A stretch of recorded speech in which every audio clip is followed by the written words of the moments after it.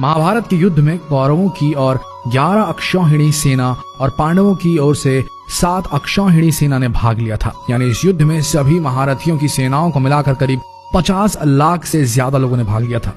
लेकिन ये अब सवाल उठता है कि इतनी विशालकाय सेना के लिए युद्ध के दौरान भोजन कौन बनाता था और कैसे ये सब प्रबंध करता रहा होगा। सबसे बड़ा सवाल यह है कि जब हर दिन हजारों लोग मारे जाते थे तो शाम का खाना किस हिसाब किताब से कैसे बनता रहा होगा। सोच कर देखिए कितना मुश्किल प्रिपोजिशन है ये।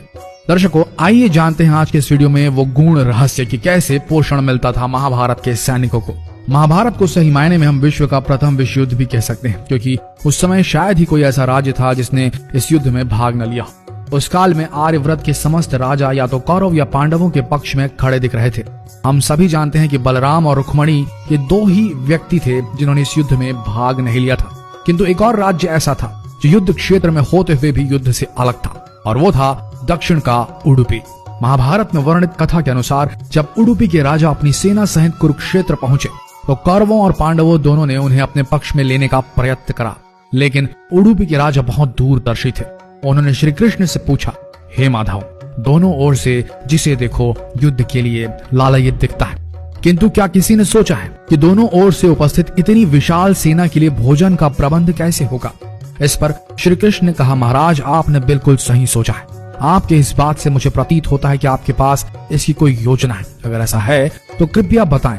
उसके बाद उडुपी के राजा ने कहा, सत्य तो यह है कि भाइयों के बीच हो रहे इस युद्ध को मैं उचित नहीं मानता। इसी कारण इस युद्ध में इच्छा मुझे नहीं है, किंतु ये युद्ध अब टाला भी नहीं जा सकता। इस कारण मेरी ये इच्छा है कि मैं अपनी पूरी सेना के साथ यहाँ उपस्थित समस्त सेनाओं के भोजन का प्रबंध करूं। इस पर श्री कृष्ण मुस्कुराते हुए बोले, महाराज, आपका विचार अति उत्तम है। इस युद्ध में लगभग 50 लाख योद्धा भाग लेंगे, और अगर आप जैसे कुशल राजा उनके भोजन के प्रबंध को देखेंगे तो हम सब उस ओर निश्चिंत रहेंगे। श्री कृष्ण ने कहा, वैसे मुझे पता है कि सागर जितनी इस विशाल सेना का भोजन प्रबंध करना आपकी और भीमसेन के अतिरिक्त किसी के लिए भी संभव नहीं है, किंतु भीमसेन इस युद्ध से विरक्त नहीं हो सकते। अतः मेरी आपसे यह प्रार्थना है कि आप अपनी सेना सहित दोनों ओर की सेनाओं के भोजन का भार संभालें। इस प्रकार उडुपी के राजा ने सेना के भोजन का भार संभाला। पहले दिन उन्होंने उपस्थित सभी के लिए भोजन का प्रबंध किया। उनकी कुशलता ऐसी थी कि दिन के अंत तक गिन के एक भी दाना बर्बाद नहीं होता था। जैसे जैसे दिन बीतते गए योद्धाओं की संख्या बहुत ही कम होती गई।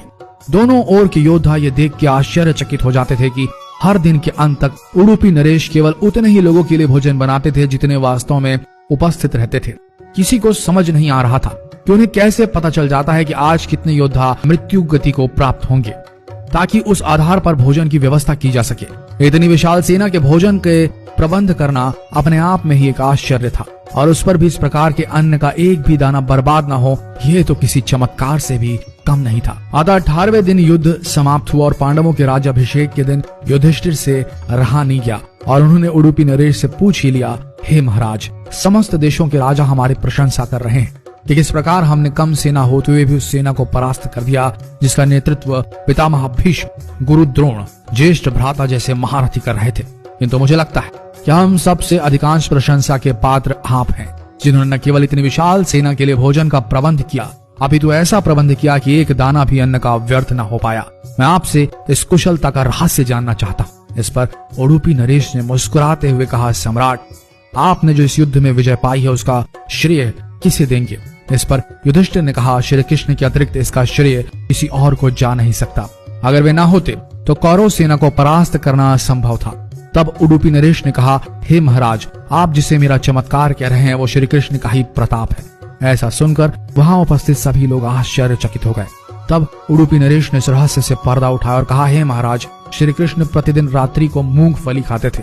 प्रतिदिन शिविर में गिन के मूंगफली रखी जाती थी और उनके खाने के पश्चात गिनकर देखी जाती थी उन्होंने कितनी मूंगफली खाई है। वे जितनी मूंगफली खाते थे उसके ठीक 1000 गुना सैनिक अगले दिन युद्ध में मारे जाते थे।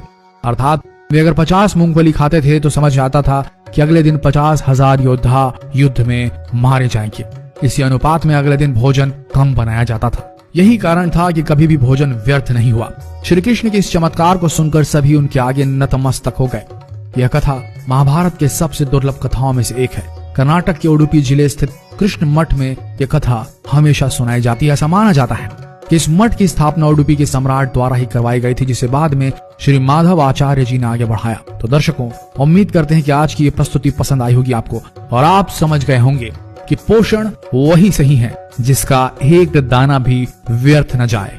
शायद आप इस गूढ़ रहस्य को समझ गए होंगे और अगली बार अपनी थाली में खाना छोड़ने से पहले सोचेंगे जरूर। तो मिलते हैं अगले दिलचस्प वीडियो में, तब तक के लिए बने रहिए इस पेज के साथ और हो सके तो जो भी आपको लगे इस ज्ञान को जितना हो सके इस वीडियो को शेयर करें, ताकि हमारा देश पुरातन भारत जो था उससे जुड़ सके आज का आधुनिक भारत। मिलते हैं अगले दिलचस्प वीडियो में, तब तक के लिए आप सबका धन्यवाद।